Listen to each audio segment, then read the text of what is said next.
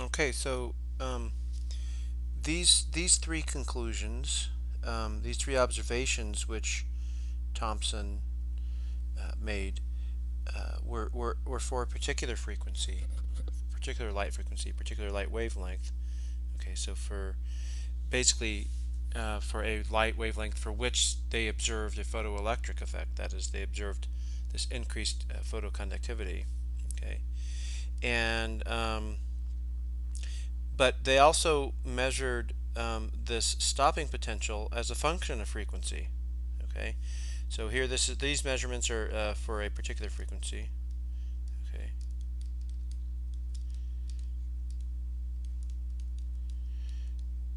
and then they made again similar measurements for as a function of frequency, and can then see how the stopping potential varies with frequency.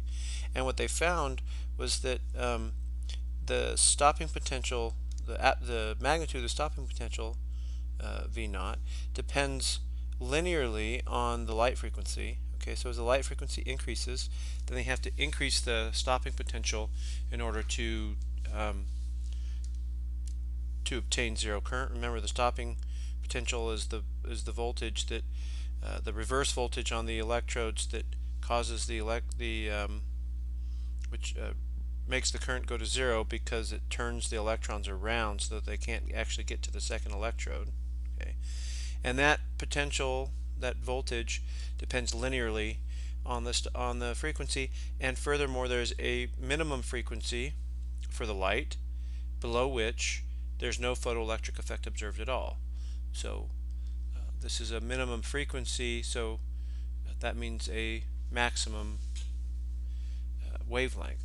Okay, so um, so these were the observations of Thomson and others, and it took a while to actually sort of realize how to explain these observations. Again, these observations can't be explained if you assume that light is just a wave.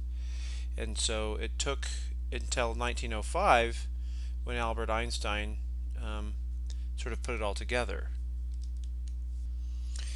At that time, Einstein realized that if you adopt Planck's hypothesis that the electromagnetic radiation energy is quantized, so that the energy corresponding to electromagnetic radiation only comes in chunks and is not continuous, that this provides a full explanation for the photoelectric effect in addition to the black body radiation.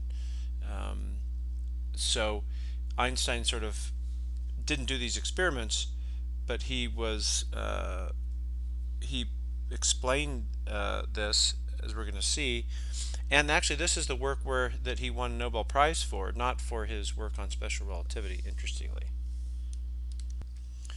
So to explain, for example, this minimum frequency below which no photoelectric effect is observed, we have to first consider the so-called phi, or which is the work function of a metal or a material, which is the energy required to basically liberate a single electron from that material. Okay, so again, the electrons are kind of held in the material basically by electromagnetic forces having to do with the fact that the positive nuclei um, corresponding to the individual atoms within the material are heavy and are part of the material, and so to get an electron out you have to basically overcome that attractive force. Okay, and there are other forces which go into that, but each material has a particular value for the work function. Okay,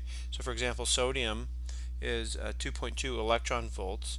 Remember, an electron volt is the energy required to take one electron and accelerate it. It's the kinetic energy that a single electron obtains if it accelerates through 1 volt. Carbon 4.81, cadmium 4.07, and so on.